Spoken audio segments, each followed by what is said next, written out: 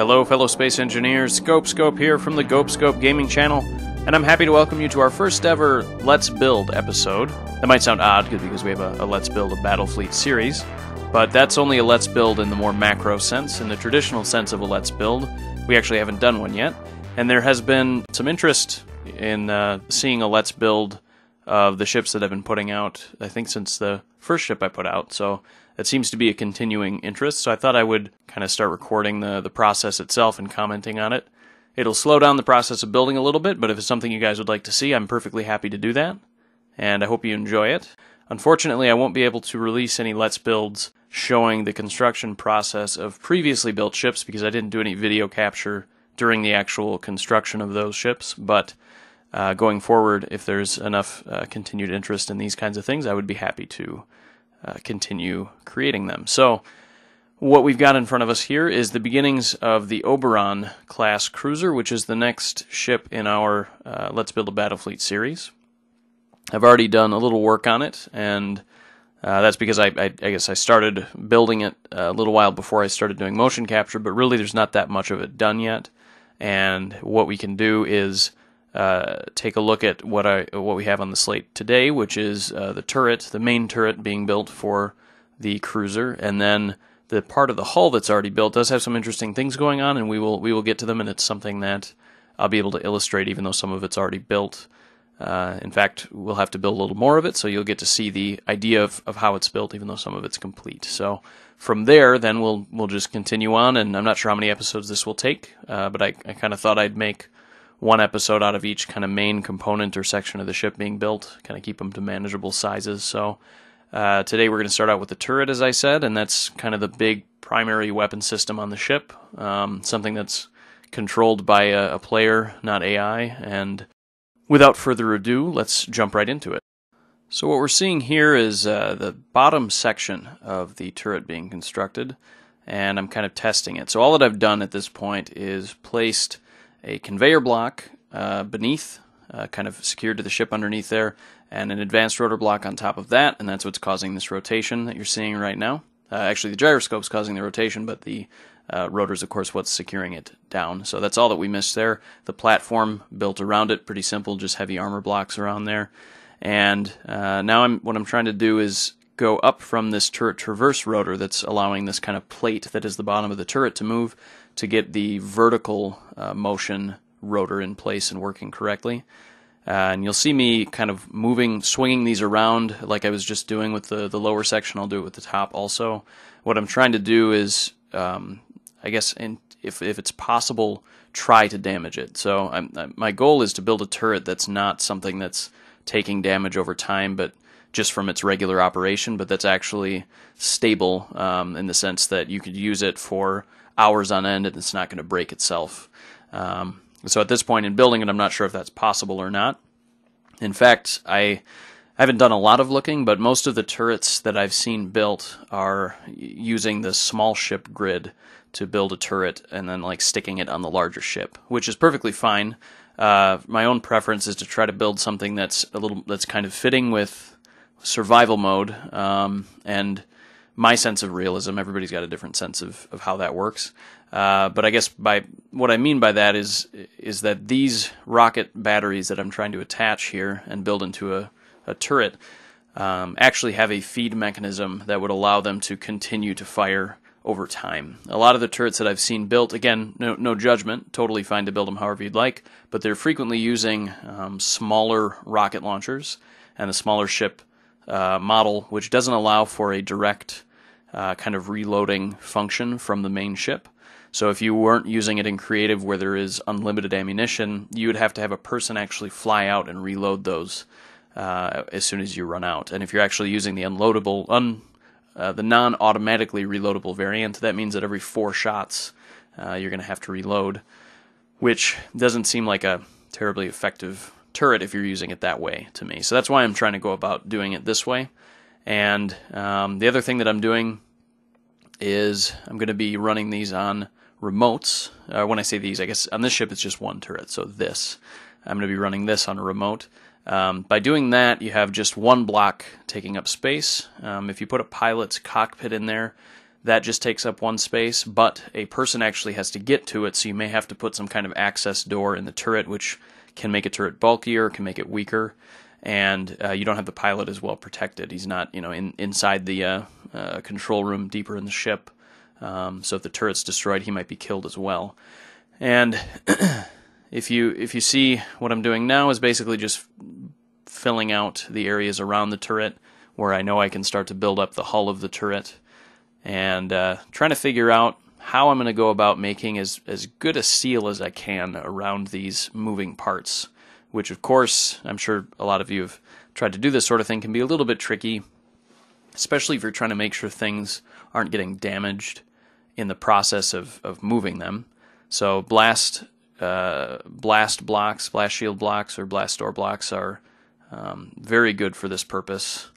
The way that they're designed, they're kind of ideal for it, but they're also not a panacea for the problem of running into things and not being able to have a good seal.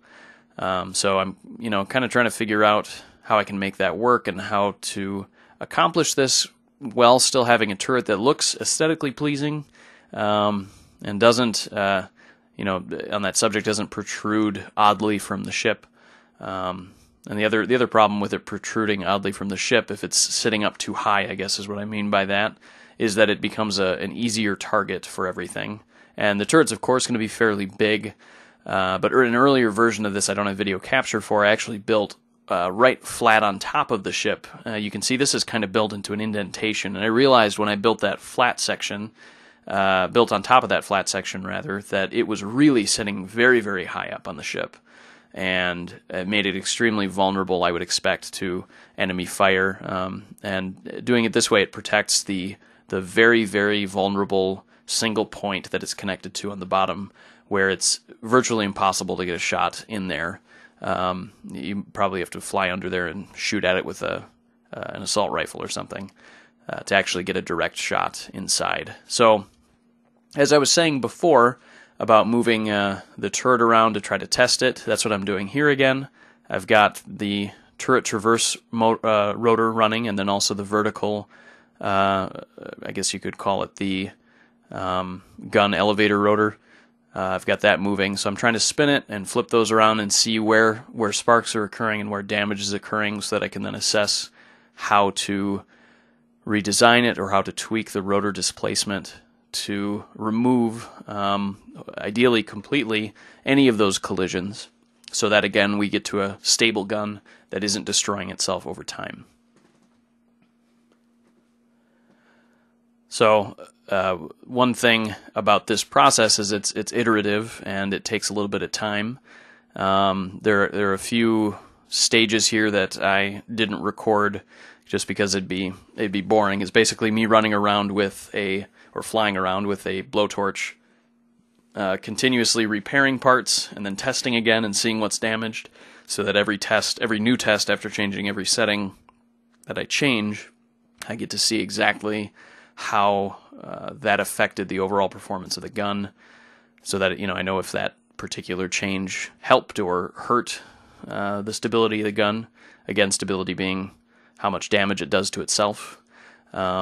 So now I flipped the gun back over, and the reason I did that is I realized the way that it was positioned before did not allow for enough room to place like the gyro you see on the back, because the gun was positioned too close to the rear of the turret. So by flipping it over, the actual rocket batteries are sticking out a little bit farther, but it leaves enough room inside the gun itself to fit the rest of the moving parts that need to swing behind the gun system itself, like the rotor and some of the conveyors.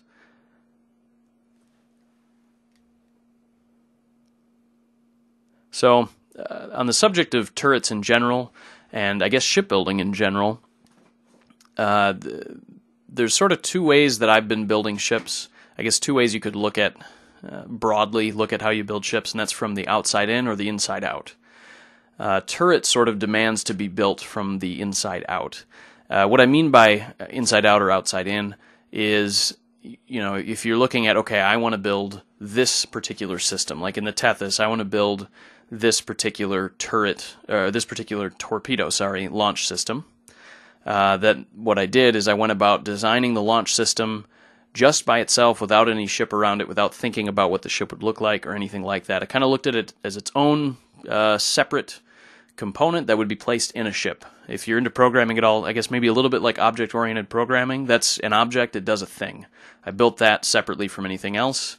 I could test it separate from anything else and get it kind of ready to go, and then it was a fairly easy process from there of just placing it inside a ship. Or in the case of the Tethys, I kind of put that into the world and then built the ship around it. So the Enceladus is a reverse example, where I built that from the outside in. I kind of had an idea of what I wanted the ship to look like overall. I guess I sort of had a primary weapon system I wanted to build that I built the ship around a little bit, which is the prow-mounted triple rocket battery, but that's not a large, complex system like the Tethys' torpedo launch system, so it still lent itself to being built from the outside in. So once I actually finished most of the outer hull, I had kind of this vacant inner area in the ship, and then went from there to trying to figure out, okay, how can I squeeze an engineering area and a living area, an extra control room, and some batteries in? How can I do all that and still make it look good? As the Tethys was a little bit the reverse, except that outside of the torpedo launch system, the innards were actually built for the most part after the ship as well. So you may be able to tell possibly what's built first and what isn't. Ideally, you can't tell, which means which means you did a good job building. If it's really obvious, that probably means that you paid a lot of attention to making one aspect of it look really good, and maybe didn't pay enough attention on the other aspect of it. So maybe the outside looks fantastic, but the inside looks like absolute garbage, or the other way around. And some people may look at the Tethys and say, yeah, the outside looks crappy. And it's not the prettiest looking ship from the outside, and part of that's probably because I was mainly focused on trying to get the weapon system to work properly, and then from there kind of just went with, I don't know, the general feel. With that one, I didn't really have like sketches or much of an idea in my head ahead of time. Some of the ships I build, I kind of have them down on paper to get at least a rough idea, or maybe a fairly precise idea of what I'm building. If you do that, especially if you go as far as to having it on graph paper and really get it pretty fleshed out, you can build a ship quite quickly. But at the same time, it's fun to just sort of free build a little bit too. So back to the turret specifically, what you've seen me do here while I've been babbling on about building techniques, or generalities of building techniques, I guess, is that I decided to change the layout of the turret system, or the guns, I guess, in the turret system. It was going to be a 2-rocket battery turret system, and I realized that by moving the conveyors forward just a little bit, I was able to center the gun system on the turret and add a third. So having 2 on there, I had sort of the conundrum of having it impossible with just 2 rocket batteries to have it centered the way that I was building it. And so now it actually has the firepower that the Enceladus has on its forward guns, except it's on a turret that can swivel all around and point up and down a ways. And now that I have those set up in that correct position, and I have the remote on there, I'm kind of just filling in the armor around it. Again, trying to get as good a seal I can around this turret. You have some trade-offs as far as armor on a turret, of course. This is probably pretty obvious, but I'll mention it anyway. If you have a lot of armor on a turret, super well protected turret, it probably doesn't have as good of firing versatility, I guess, in the direction that it can fire. It's probably more limited. You could have one of these systems built so deep into a turret that basically nobody could hit it without busting through a lot of armor, but the rocket system itself probably can't hit quite as much as easily. It probably doesn't have as wide of a firing arc. So I kind of went in between on this one. At this point, and this will probably change depending on how the ship is built behind it and forward of it, but right now it has a 360-degree, horizontal field of fire, because that turret can spin all the way around. And the forward field of fire, though, is somewhat limited. I would guess maybe 45 degrees or something like that. So you can see forward there, they're tipped up. That's about as far up as it will go. And that's partly limited by the gyroscope you can see on the back. That can only go so far down before it will hit the bottom of the turret. And then, of course, they can only go so far, the rockets can only go so far down before you'd actually be shooting your own ship. And clearly we don't want that. So kind of just filling in the back armor of the ship here. And I think I might speed up this a little bit so you guys can get a sense of what's going on here without getting too bored.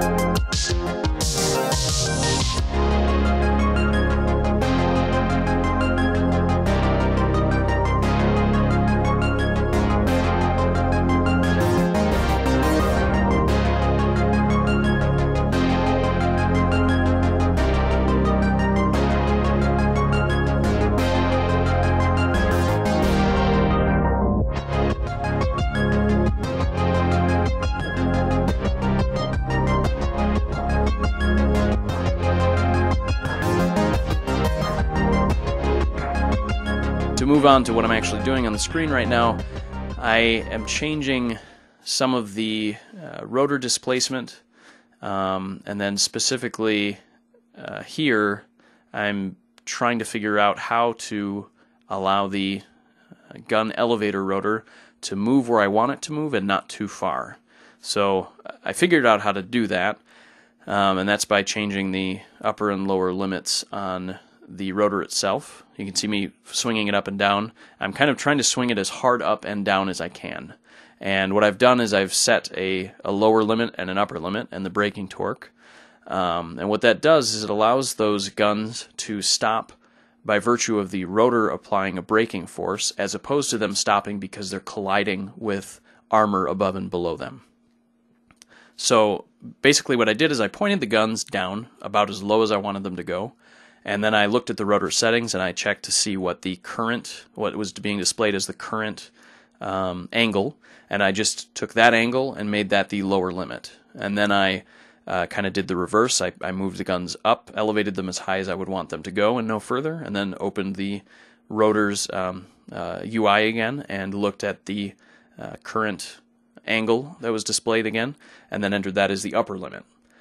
And so between those limits and having the braking force applied, what that accomplished was that the rotor itself was stopping the elevation and lowering of the guns rather than colliding with the ship. And so that moved us quite far ahead in my quest to make a gun that didn't destroy itself over time, because now we have a gun that can move up and down without crashing into the armor above and below. And as you've seen throughout this video, the rotor can spin on its plate without damaging anything beneath. And I've gotten the rotor that's elevating the guns up and down, I've changed the displacement on that and tweaked it to the point where when I spin around, I'm not able to get any sparks to happen, I'm not able to get any damage to occur anymore. So it seems like overall it's stabilized at this point. So another thing you'll notice, I do frequent saves. That'll save you a lot of time. One thing, I have never regretted a quick save. There have been many times where I have regretted not quick saving. It doesn't take long to do it, and it can save you a huge pain in the butt later on.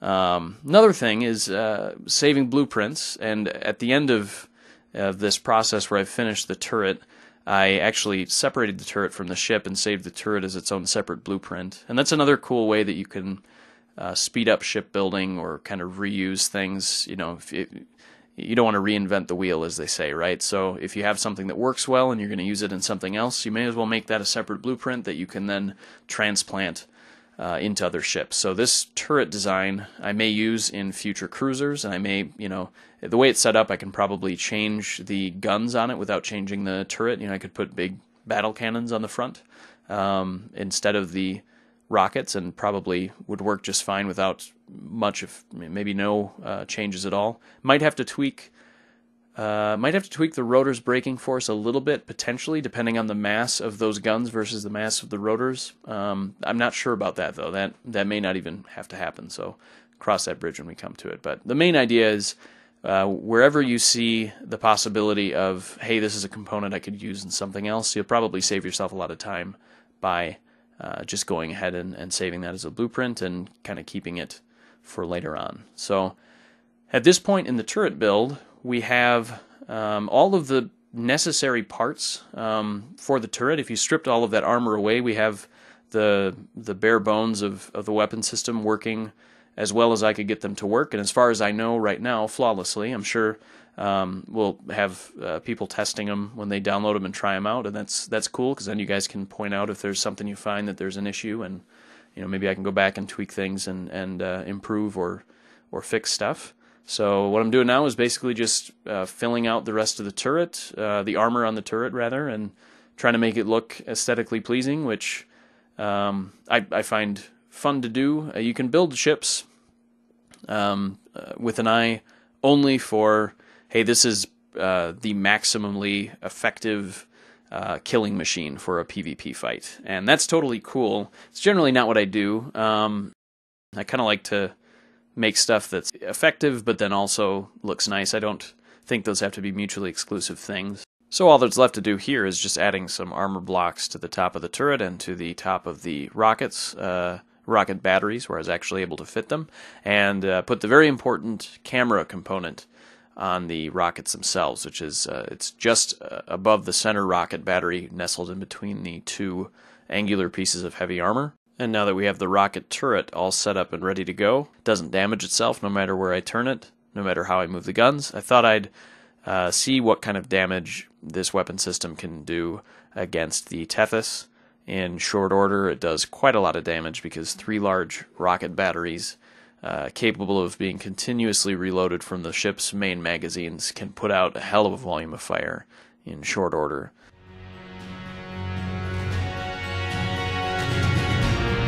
And with the completion and testing of the turret, we've come to the conclusion of Episode 1 in Let's Build the Oberon. If you enjoyed and would like to see more, please hit those like and subscribe buttons. Thanks for watching, and stay tuned for more.